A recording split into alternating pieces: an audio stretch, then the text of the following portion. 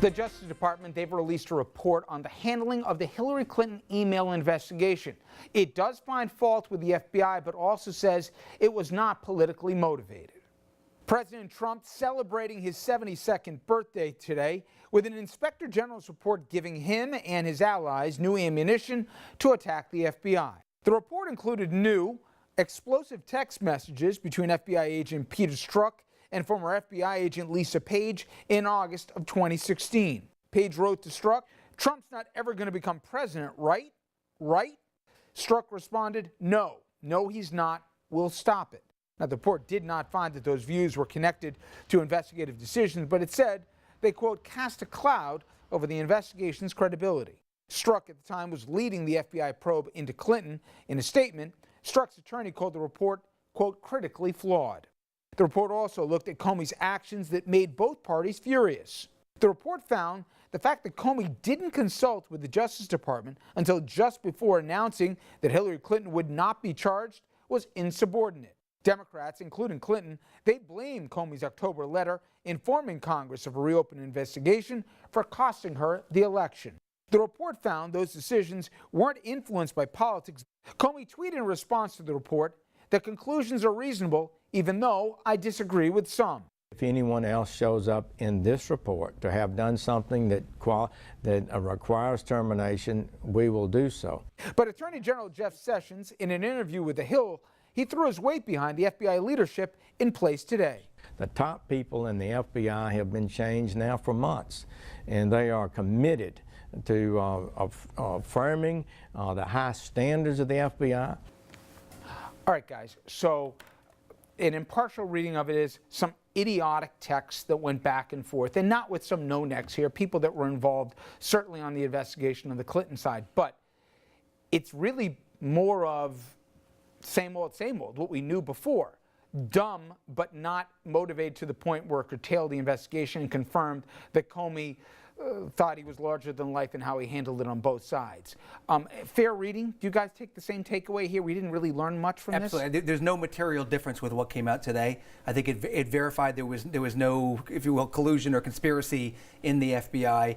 Each side got a talking point, but that's about it. It's a one-day thing. Nothing material changed here. But I also think it lays bare the claims that were made by Devin Nunes and a lot of the Republicans who came to his defense and the defense of the president, claiming this deep state conspiracy, claiming that, you know, they had smoking gun proof that somehow the FBI was working to try to somehow put President Trump down. They'll have that text, though. They'll have that text. They will have one salacious text. But to that point, Andrew, isn't it kind of the latest iteration of Spygate, remember, where there was this smoking gun, my God, there was this plant and everything else. Didn't happen. Never mind. Or that Obama had me wired to Trump Tower, or any of the other claims that we've had from this president or from his supporters, primarily Devin Nunes, who's been running interference for him in the House Intelligence Committee. It's just all of that hyperbolic garbage was shown to be just that. But if you believe that, you'll take the text to reinforce what you believe. Of course just you like will. the Hillary people who say Comey cost us the election, but the question will was have something to go to. Bill. Yeah, Right. objectively. No, but Bill, I think you're right. I think those two texts, that exchange, to me, we're going to see that a lot, and the president, I could see, or his supporters are going to use that justification. They're saying this is all a witch hunt. Over and this over and all over. was born out of an original sin of trying to keep me out of the Oval Office. That's right, fruit of the poison tree type thing. Exactly. Well, exactly. A great cabal there to keep him out of the Oval Office, that then put him in the Oval Office, and really, you know, Comey worked to do that. And your facts. But the other thing is this call for a second investigation, this call for a second special counsel. Well, let me speak to that, Andrew, because no I thought what Jeff Sessions said was, well, we now have a great FBI. We don't really need, this shows how much the FBI has made gains. My point is, he seemed to put a punctuation point on this thing, and it seems that a lot of folks on the Hill, or at least some folks on the Hill on the right, said there's no there there. Let's move on.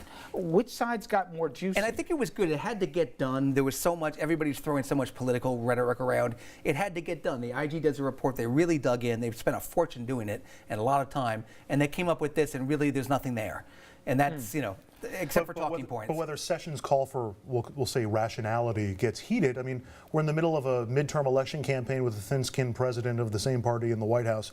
I don't think that Sessions' appeal for calm is going to get relayed too far. But I had a question, a broader question, and this is as much for my world as I really thought the lead story on every 24 hour was about what happened with the DA in New York. I mean, what happened where you have the Attorney General, I should say, excuse me, in New York saying about the Trump Foundation and everything else, listing the first daughter, son, etc.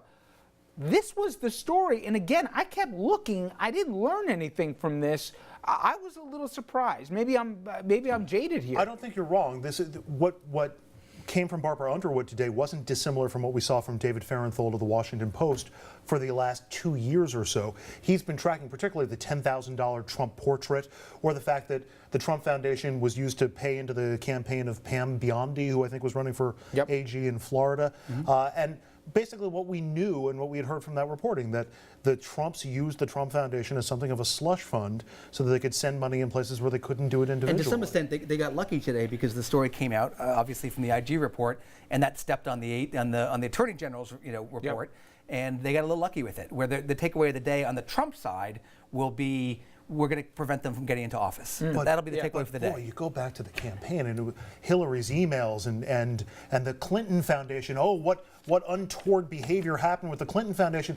Well, the Trump Foundation has actually been now caught with its hand in the cookie As we jar. talked about last segment. All right, coming up next, everybody, the administration's immigration policies, and by a lot of standards, not just mine, Hart is putting it politely, at how they're dividing many in the Republican Party and also going against American ideals.